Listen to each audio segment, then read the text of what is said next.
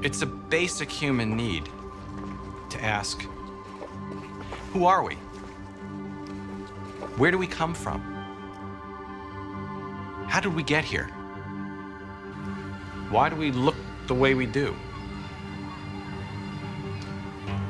The story of our evolution is just a small chapter in a much larger story, the evolution of all living things. Evolution shows us that we're much more connected to the rest of the world, the rest of animal life, than we could ever have imagined. We can recognize the connection to our closest relatives, but when we know how to look, we can also find it in other mammals, birds, reptiles, fish, even insects. The deeper we dig, the farther back we go, the more we see that everything alive has evolved from a single starting point. The tree of life has been branching for 4 billion years. And we can now follow its branches back to their roots. When we look back over time, we find certain signposts, certain key events, the great transformations, the big evolutionary steps. In the history of our planet, a few great transformations have opened the door for new ways of life and new forms of life. 50 million years ago, land mammals evolved into sea creatures. Long before that, fish colonized land. At the dawn of animal life itself, the first bodies appeared. These are some of the chapters in life's story, our story. And part of the fun of studying this is understanding each different chapter. Because by understanding those chapters, we can begin to see the unity of life, the common history of all life on Earth.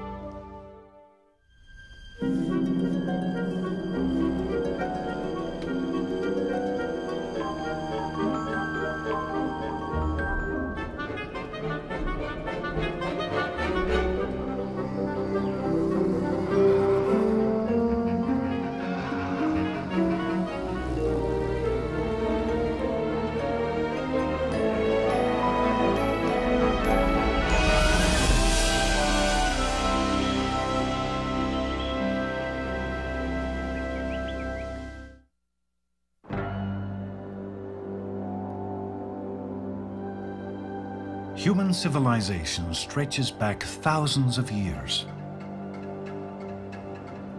But compared to the age of the Earth, we humans have only just arrived. The Earth is really old. If you take the entire history of the Earth from 4.6 billion years ago to the present and sort of call that an hour, the first 50 minutes are largely spent in a world of microbes, single-celled organisms. Animal life appeared in the last 10 minutes of that hour. All of human history, our civilization, our evolution, happened in the last 100th of a second of that hour. We've come quite late to the party, but we've been shaped by the same forces that have helped shape all life on Earth. To understand how we fit in, we need to look back to long before our own origins to see how other living things evolved. Whales are the largest living animals. Like us, whales and dolphins took on their present forms relatively recently. For a long time, the origin of these marine mammals was a scientific mystery. Whales are so different from every other kind of mammal that we can't easily relate them to anything else, and so they're off by themselves as a branch of mammal evolution. Mammals first appeared on Earth around 200 million years ago, on land. Mammals are warm-blooded. They give birth to living young, and they breathe air. These are all adaptations to living on land. But whales and dolphins are mammals too. They're mammals that live in the water. But we know that mammals evolved on land. So it's a real puzzle how whales originally evolved. By understanding how that happens, we'll begin to understand how these big jumps, these big transformations happen generally. People are interested in whales, and I can understand. They're so beautiful. Their origin is such a mystery. Whales are one of the few groups of mammals that have really large, complicated brains like we do. And so in a sense, they're our alter egos living in the sea while we live on land, dominating the sea while we dominate land. And I think for that reason, we're very interested in what goes on there, how they got there, as a reflection of our own history through geological time. When Phil Gingrich began his career 30 years ago, he knew nothing about whales, and that was just fine with him. He was drawn to geology mostly because he couldn't imagine a career spent behind a desk. I think I was interested in geology because it was a science outdoors. And in geology, I became interested in paleontology because it was about life and the history of life. Gingrich's early interest in primitive land mammals eventually took him to Pakistan. It was there that he made the kind of find most paleontologists only dream about. A fossil that would rewrite one of evolution's greatest stories. I found the back of a skull that I couldn't identify. It had a very good, well-preserved ear region, and that offered the clue to what it was. The shape was familiar, but in other ways it was like nothing Gingrich had ever seen. This is the original specimen. It's the one we found in about 1978. There are several things that strike you. One is it's very similar in size and shape to the back of a skull of a wolf. But there was something odd about this skull. On its underside was a walnut-sized bump. If this wasn't here, I would think that this was an archaic carnivorous mammal, what we call a creodont. But it is here. It was part of the animal's inner ear, and it had a distinctive shape. A shape found today in only one kind of animal: whales. What was the ear of a whale doing on the skull of an animal that resembled a wolf?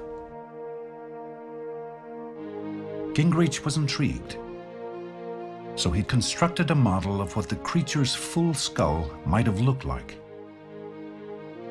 He wondered, was his find a crucial missing link? The first fossil evidence ever found for one of Darwin's most daring claims, that whales had evolved from land mammals. To know for sure, Gingrich would need to find more fossils. Good. Ones that would show each stage of the whale transformation, what scientists call transitional forms. I want to line them all up. I want anyone to be able to see it and believe it because they've seen it. Gingrich tried to return to Pakistan to resume his search, but war had broken out and the borders were closed. Frustrated, Gingrich decided to look elsewhere. He had heard stories about whale skeleton sightings in a very unlikely place, so he decided to check it out for himself. The Sahara Desert is one of the driest places on Earth. But 40 million years ago, things here were quite different. This used to be the sea. Just think of this being the current Mediterranean coast of Egypt backed up about 40 million years, about 100 kilometers to the south of where it is today. Here, in what had once been the southern Mediterranean Sea, is a 100 square mile stretch of layered sandstone with a surprising name: Valley of the Whales. The name is well suited. Scattered everywhere across this arid landscape are what look like heaps of rose-colored stones. Here's a Basilosaurus. But they're not stones. You can see how big the vertebrae are. Here's the lumbar partly weathered away. They're whale skeletons, 40 million years old. There's another one back here coming out of the mushroom. There's one over here. And back over there's one. This whole place is full of whales. Why were there so many whales concentrated in this one spot? Gingrich believes that Whale Valley was once a protected bay, a lagoon hidden from the open sea by underwater sandbars. Perhaps the whales birthed their young here and came here to die. But even with hundreds of whale bones at his feet, Gingrich was disappointed. Nearly all of the skeletons belong to a whale called Basilosaurus, a 40 million year old creature already known to science. Basilosaurus lived full time in the water. If whales had evolved from land mammals, they had done so long before Basilosaurus. So Gingrich didn't think the bones would be of much interest. But he couldn't have been more wrong. After only a few days of digging, he made his second amazing find. It turned out that Basilosaurus had something modern whales have long since lost. For the first time, we've got whales that have legs. The bones were small but unmistakable. A pelvis, a kneecap, even toes. This whale had a complete set of leg bones. Gingrich brought back as much of the skeleton as he could carry. It was dramatic evidence that whales had once been four-legged animals. Since Gingrich's finds, he and others have filled in more of this fantastic story. Scientists now think that the earliest ancestor of whales was similar to this 50 million year old wolf-like mammal called Synonyx. Synonyx was a predatory scavenger that lived and hunted along the shores of an ancient sea. Perhaps its descendants found the water a source of abundant food and a haven from competition. Over millions of years, front legs became fins, rear legs disappeared, bodies lost fur, and took on their familiar streamlined shape. Since Gingrich's first find, named Pakicetus, the list of known transitional whales has grown. It now includes Ambulocetus, Rhodocetus, Durodon, as well as Basilosaurus. They reveal another element of whale evolution, the gradual migration of nostrils to the top of the head as whales adapted to breathing in the water. How did whales lose their legs? As the years went by, they evolved into newer types of... Gingrich's work demonstrates what Darwin himself insisted, that the evidence for evolution is all around us if we choose to look for it. And bones aren't the only evidence of whale evolution. Their ancestry is also visible in the way they move. Frank Fish studies how today's marine mammals swim. He looks for their evolutionary heritage in the way they move through the water. The big question is, how do you go from a terrestrial mammal that ran around on all four legs to something such as a dolphin, which now doesn't have any legs at all and is well adapted to swimming in the oceans? Even though whales look like fish, they don't swim like them. Fish swim by flexing their spines from side to side, like the shark. But mammals swim differently. This otter swims by undulating its spine up and down, in exactly the same way that whales do. And, as it turns out, in the same way that land mammals use their spines when running. Whales took with them into the water their ancestral way of moving, and we can still see it 50 million years later.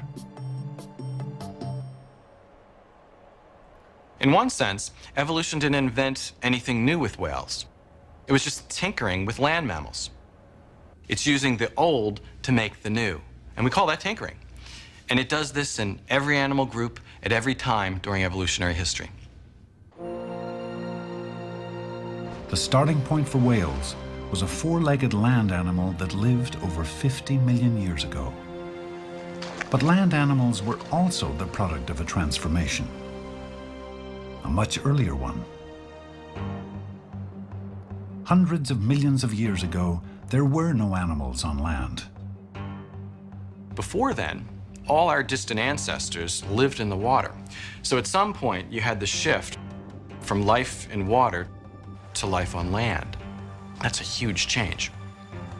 It was the moment when fish crawled out of the water and onto land. If these early animals hadn't made the transition, we wouldn't be here today. And it's important to understand how and when and possibly where that transition took place. The first creatures to leave the water really started something. Their descendants eventually evolved into today's reptiles, birds, and mammals. And these creatures' common origins are still visible in their bodies. Just like us, they all have bodies with four limbs. They're all tetrapods. What that means is that all these different creatures are descended from a common ancestor which had something very similar or akin to limbs. Just what was that common ancestor? And how did it leave the water 370 million years ago? Those are the questions that paleontologists Neil Shubin and Ted Deschler are trying to answer. They think that the cliffs here in central Pennsylvania may offer some clues.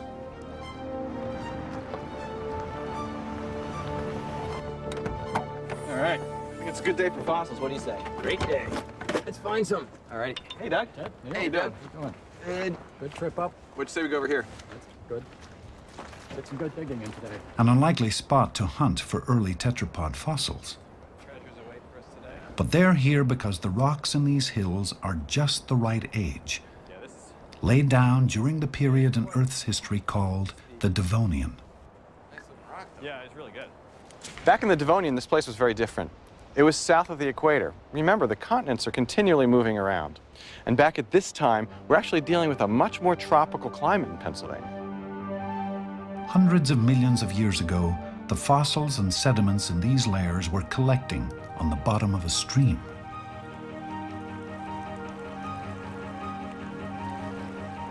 What we have here is a snapshot of life in a stream about 370 million years ago. These are fossilized, broken fossils of scales, of teeth. This little bone here, it's a spine of a creature known as a spiny shark. Most of the fossils are too fragmented to be of much value. But in 1995, right at this spot, Deschler came across something he had never seen before. It was a small shoulder bone, but not from a fish. It was a tetrapod shoulder, 370 million years old.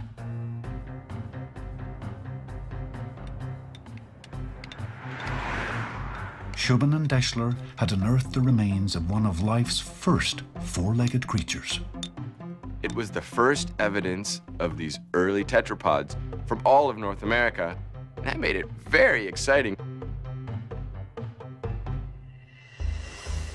And there was another surprise. Since it was found in the stream bed, this tetrapod most likely lived in the water.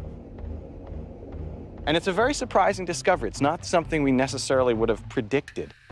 Why would an animal with limbs live in the water? Limbs were thought to have evolved for getting around on land. The old idea was that the fish came on shore first and then developed the legs. And what we now think is that the tetrapods developed the fingers first and then left the water. Jenny Clack of Cambridge University suspected that the theory taught in many textbooks was wrong. The story that you'll find in many of the old textbooks and the pictures that you'll see in the books, children's books, museum galleries, is a picture of a fish stranded in a drying pool trying to support itself out of water. And it looks really odd if you look at it objectively. Clack thought there had to be a better explanation, but where to look? Only a handful of early tetrapod fossils had ever been found, most of those in a remote part of Greenland at the turn of the century. All she had to guide her was a note, scribbled in a journal from a scouting trip to Greenland years earlier. It referred to tetrapod fossils on an unnamed mountain. Clack flew to Greenland to search for those bones. Eventually, we found the spot 800 meters up on the hillside. Clack returned with 4 tons of rock and spent the next 4 years drilling. At the end, she had the most complete early tetrapod skeleton ever found, and it forever changed the textbooks. One of the first things that we found was this forelimb. At the end of the animal's limb was an unmistakable array of bones. This was a hand. This is a life reconstruction. The artist is using imagination on the color scheme and on the eyes. But we think this is as accurate as you can get. The creature, named a Cantastega, was clearly a water dweller. It had a fish-like tail and gills for breathing in the water. But the ends of its arms were petal-shaped, possibly the first hands on Earth. This was a swimming creature. We don't know whether it could ever have come out on the land, but it certainly wouldn't have walked in the conventional sense. Basically, it's a fish with fingers. Clack's find was a scientific breakthrough. It proved that some fish had arms and legs in the water. So tetrapods didn't need to grow limbs after they got onto land. The limbs had already evolved and helped them survive out of the water. The basic pattern for limbs had been in place for millions of years. Here we have the fin of a 370 million year old fossil fish and an arm of a human. In a human arm, what you have is one bone, then 2 bones, the wrist, and the digits. In this fin, what do you have? You have 1 bone, 2 bones, even little bones that can be compared to a wrist, and then rods that face away from the rest of the appendage itself, just like our fingers or toes.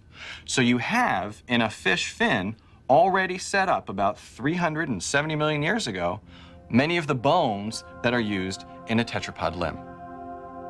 With the basic pattern already there, the fin-to-limb transition took place in a series of small changes occurring over millions of years. There's really no goal to evolution. Evolution wasn't trying to make limbs. It wasn't trying to push our distant ancestors out of the water. What was happening was a series of experiments. In the crowded freshwater streams where tetrapods first evolved, the competition for survival was intense. These small streams were like an engine or a crucible of evolutionary change. Fish experimented with all sorts of survival strategies. Some became predators. The owner of this jaw was a 12-foot-long killer. Its teeth were the size of railroad spikes. Smaller fish developed elaborate defenses, like this heavy armor. Others packed weaponry, like this sharp spike. It protruded from behind its owner's neck. These armaments were all tools for survival in a dangerous world. Perhaps their new arms and legs gave the first tetrapods another way to survive. It was to get out of the way. It was to get onto land. And what enabled those animals to get out of the way, that is, to get out of the water, were these new features, like limbs. Those that did escape found a new world, filled with opportunity.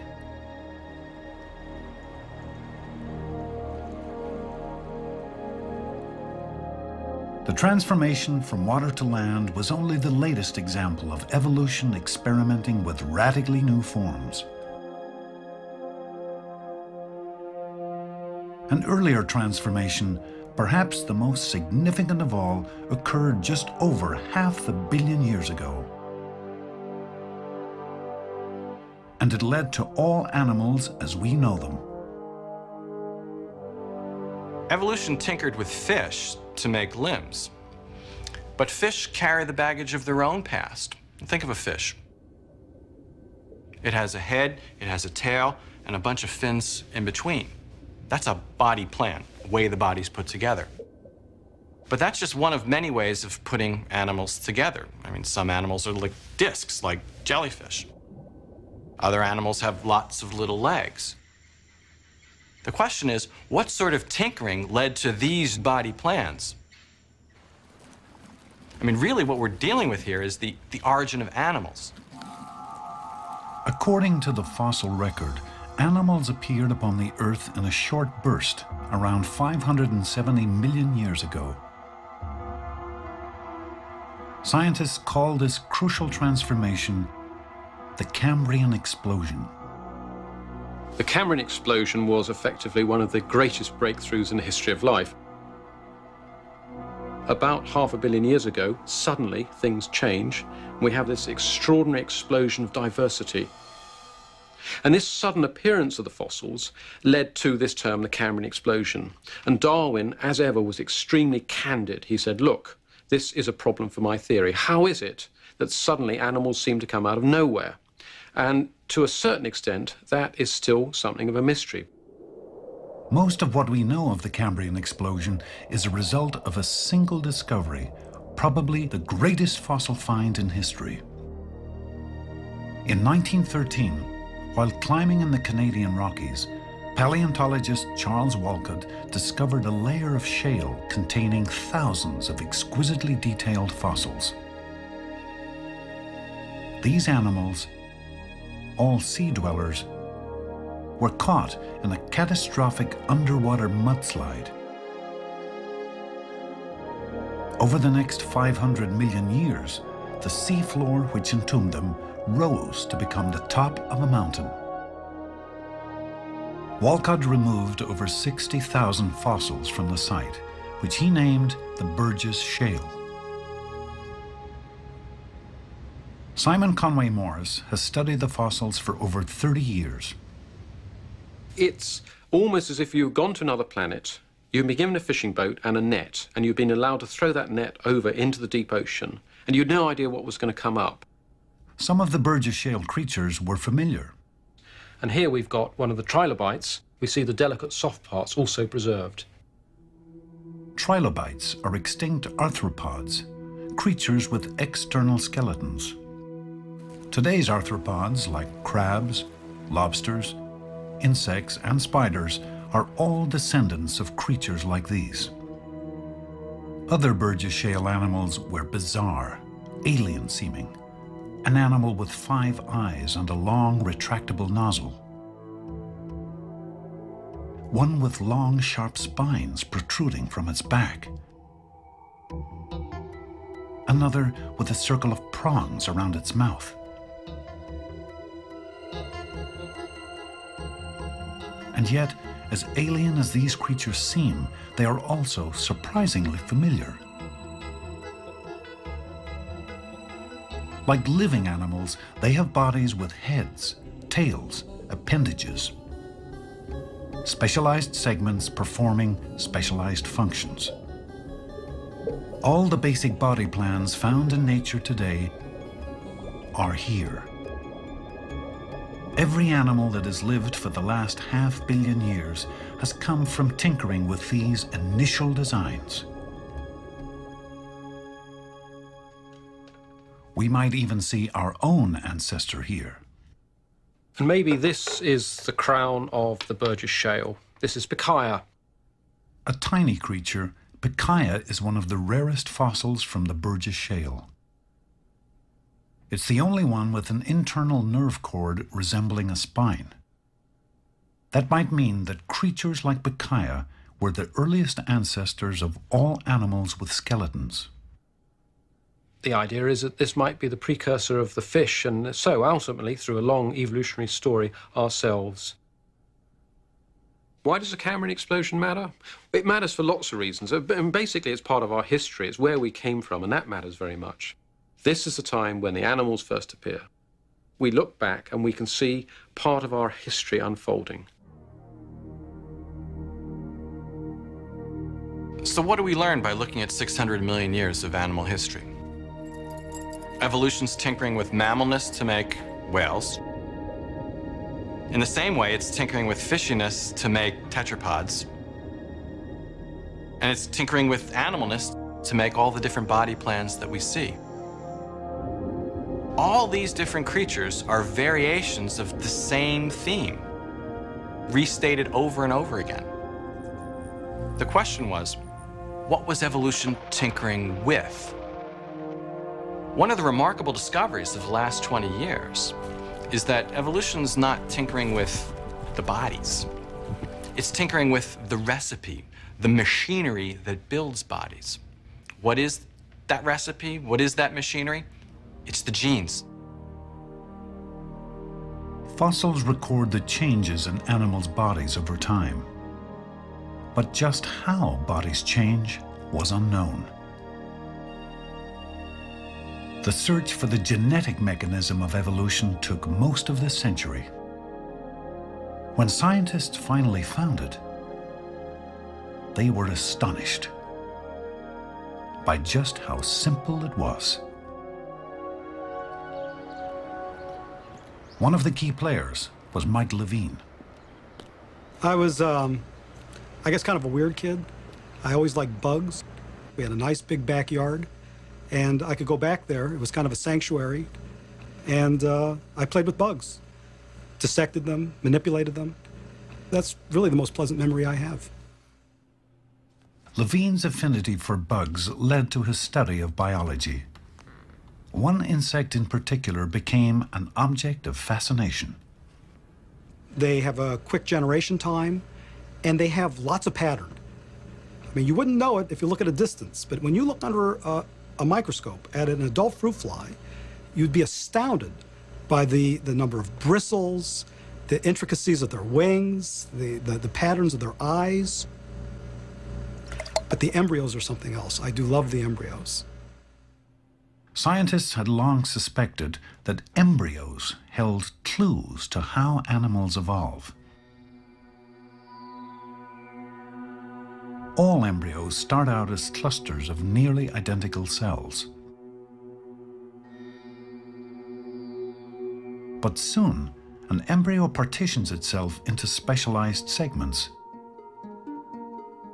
which develop into the final form of the animal. What controlled this process? How did the embryos know what shape to take? One of the first people to study these questions was a 19th century naturalist named William Bateson. Bateson wrote that animal skeletons revealed an underlying structure of repeating segments.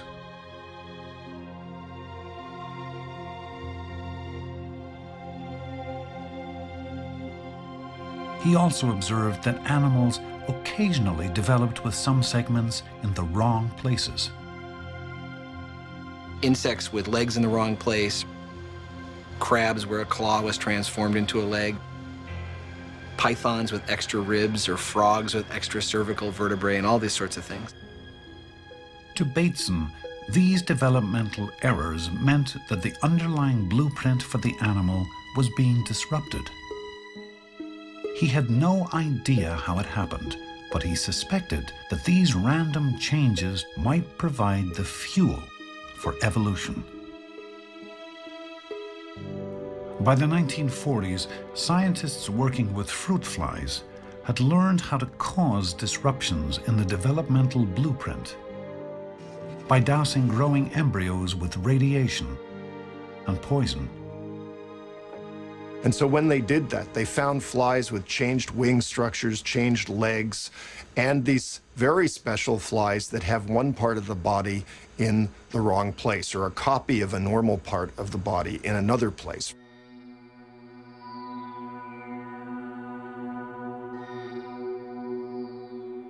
The scientists had triggered the changes by damaging the fly's DNA. Within each cell of the developing embryo is a chain-like molecule called DNA. The experiments showed that DNA was somehow causing the embryo to divide into segments. But how?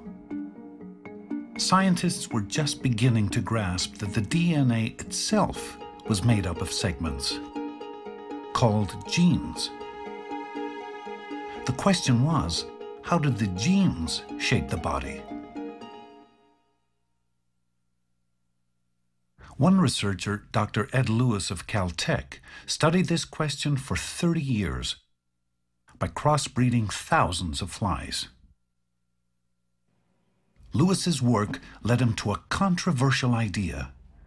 He proposed that a surprisingly simple mechanism was shaping embryos. He wrote that each segment of the fly was being directed to grow by a single gene. A small set of genes, a kind of genetic toolkit, appeared to be laying out the entire body. And as you looked at these genes, you said, this one affects this part of the body, this affects the next part of the body, and this affects the next part of the body. That was an astonishing observation. It was astonishing because it seemed too simple. Nobody else thought single genes were powerful enough to control something as complex as the structure of the body. Skeptics argued that Lewis's idea was guesswork. Of course, he had never seen the genes, because the techniques to do so didn't exist. From the 1920s to the 1970s, it was not possible to physically isolate any specific gene. That opportunity first became available, fortunately for me, at the time that I was a student. And so many of us thought, wow, we can finally dig in there and identify these really mysterious genes. Levine enlisted his friend and fellow scientist, Bill McGinnis. The first gene they went after had an unusual name, antennapedia, which means antenna leg. The gene was thought to control the growth of legs.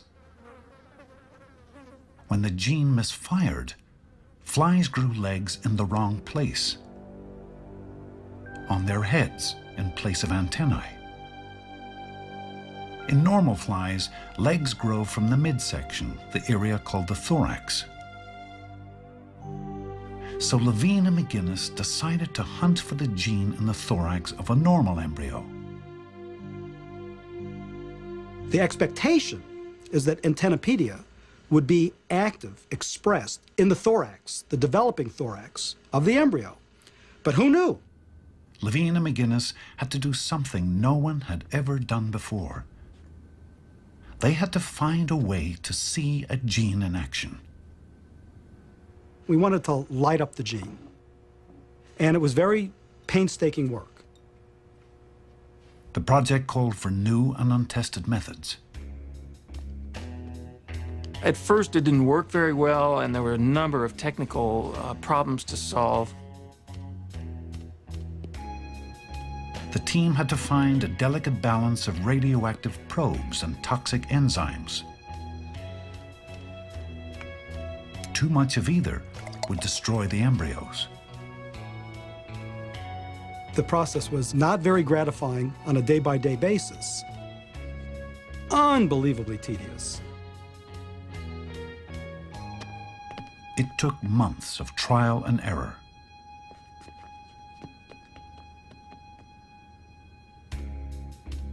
People often said, you know, you should try something else. You know, this is too long shot. You know, you're just wasting your time. But we kept going. Finally, late one night, all the work paid off.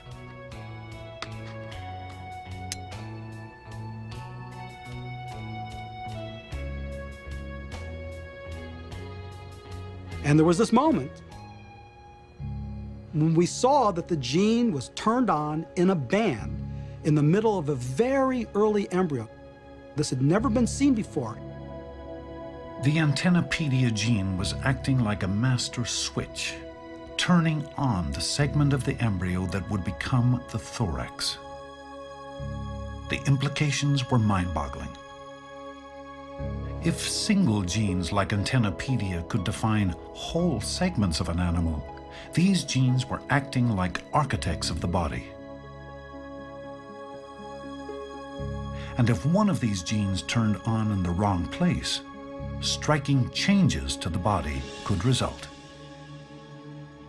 It seemed that Levine and McGinnis had uncovered the genes responsible for the evolution of bodies. But there were still doubts. The work had all been done in fruit flies. What about other animals? Did they use the same mechanism to build their bodies? An answer would come from Switzerland. In 1994, Walter Gehring of the University of Basel isolated the gene that triggered the growth of eyes in fruit flies. The gene was called eyeless because flies without it developed with no eyes. Gehring knew of a gene in mice that worked in the same way. He wondered, were the two genes the same? And this question we tested by taking the mouse gene and putting it into fruit flies to see whether flies can understand the message of the mouse. Gehring replaced a fly's gene for eyes with the mouse gene. And to everybody's surprise, the mouse gene works perfectly well and can induce a compound eye in the fruit fly. The fruit fly grew normal fruit fly eyes using a gene from a mouse.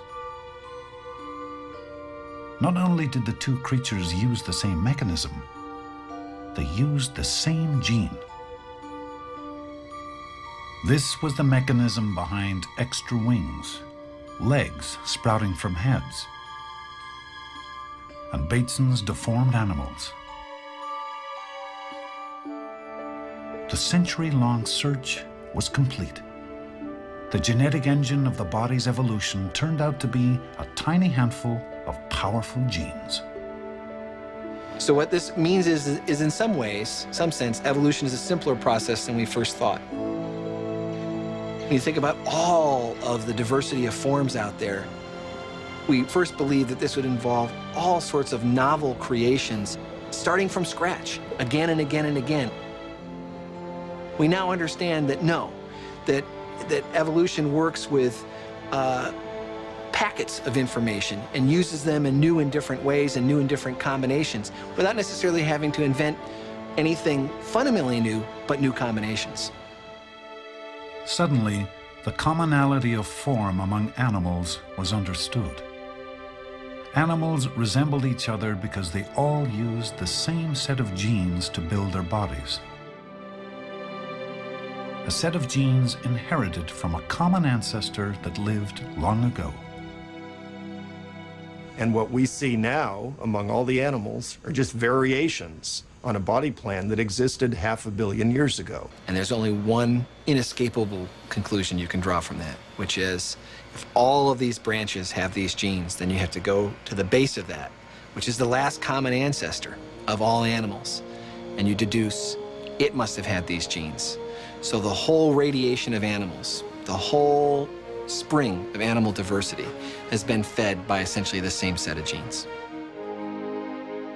Ed Lewis shared the Nobel Prize in 1995 for the discovery of the universal set of genes that builds the bodies of animals. And so, yes, it came as a huge surprise, not only to people like my mother, who says, my God, an earthworm and a mouse, an earthworm and me, share things in common, but it came as a surprise to other scientists that there was this profound conservation of mechanism, of building embryos among all these different kinds of animals. What about us? Our bodies are built from the same genes that build all other animals. Yet, we are different. No other animal designs or creates like we do. We seem so special. It's hard not to think that we're somehow an exception to evolution. But of course, we're not. The transformation that led to us was no different from other transformations. Our crucial turning point seems to have occurred when our ancestors left the trees and began to walk on two legs. We don't know exactly when or even where our ancestors became upright and bipedal. We think it goes back well over 4 million years when these ancestors came out of the trees and began to exploit food sources on the ground in terrestrial habitats. One of the key elements that would have been so useful to them would have been freeing their forelimbs, their hands, to be able to gather and carry foodstuffs over long distances. Once that happened, it opened up an extraordinary breadth of possibilities and opportunities. Most bipedal hominids went extinct. But one branch went on to evolve larger brains. That branch eventually led to modern humans. So how did this crucial transition to two-legged walking begin? Liza Shapiro of the University of Texas looks for clues in living primates. When you look at the fossil record, all you have really is a pile of bones. It's a non-moving entity. There's not much you can know about it unless you look for living analogs. So if you look at living animals, you've got the bones, but you can also look at how they're moving. In their movements, living lemurs resemble tree-dwelling primates that lived up to 50 million years ago. We didn't evolve from lemurs, but they may be the best living analog for those distant ancestors. When we're trying to reconstruct a scenario about how humans evolved bipedally from this ancestor, we have to know what it was we started from if we're going to come up with an explanation for not only how we made that transition, but why. Today, Shapiro is gathering data on the movement style of a lemur. Small reflectors have been gently placed on the animal's back. An array of infrared cameras will record the lemur as it walks across this makeshift bridge. Of course, getting a lemur to do just about anything on cue takes a bit of doing. There you go.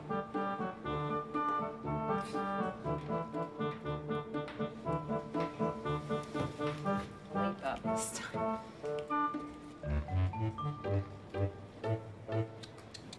Finally, the animal makes it across. There you go. Oh, good. All right. Got that. And he's down. The motion of the lemur's spine can now be analyzed in 3 dimensions. The data reveal that lemur spines are extremely flexible, capable of many kinds of movements. Lemurs walk quadrupedally, but they're also very good at leaping. Like these lemurs, the early primates probably moved in all sorts of ways. Down on all fours, scampering up trees, even leaping in an upright position. They weren't limited to just one style of movement, so they could serve as the starting point for a number of evolutionary experiments. And most likely, that's just what happened. We weren't the only ones to evolve from those early ancestors. So did most of today's living primates. Our closest living relative is the chimpanzee.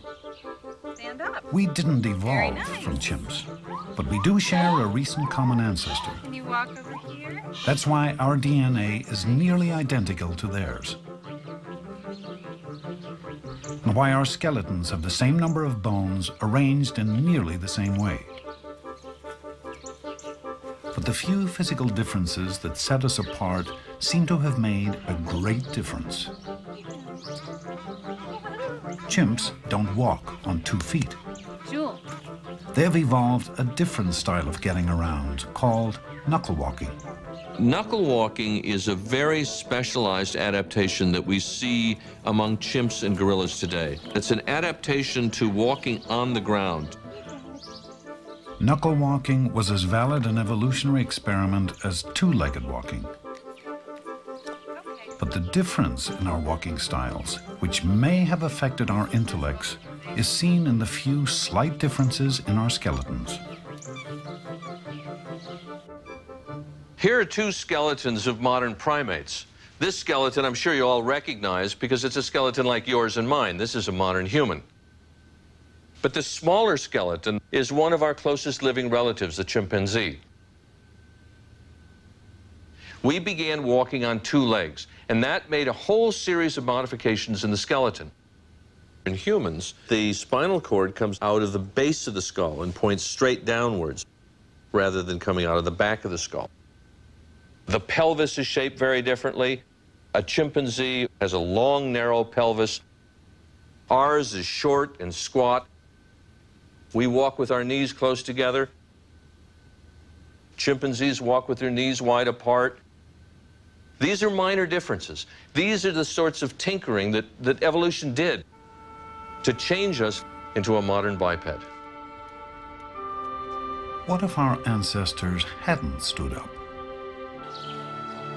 What if they had taken one different turn along the path to becoming human?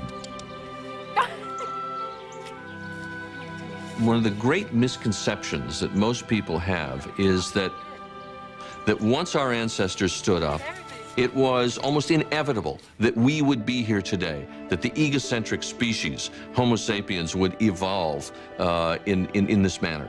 But what we see is that evolution has worked the same way with us as it has with every single organism on this planet. We're here through a series of chance coincidences, specific adaptations, chosen opportunities. So I think that when we look at our own origins, we see that it is extraordinary that humans are here to look back and ponder their past. Does that mean we're not unique in many ways? Of course not.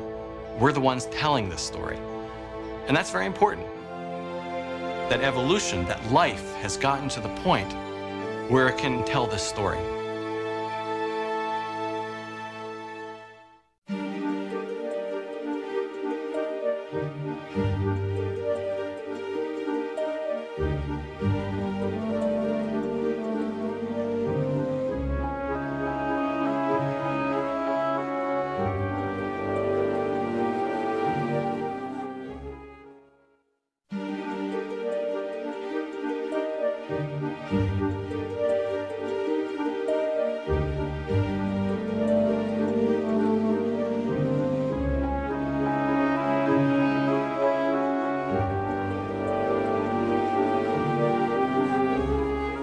Continue the journey into where we're from and where we're going at the Evolution website. Visit www.pbs.org. The 7-part Evolution boxed set and the companion book are available from WGBH Boston Video. To place an order, please call 1-800-255-9424.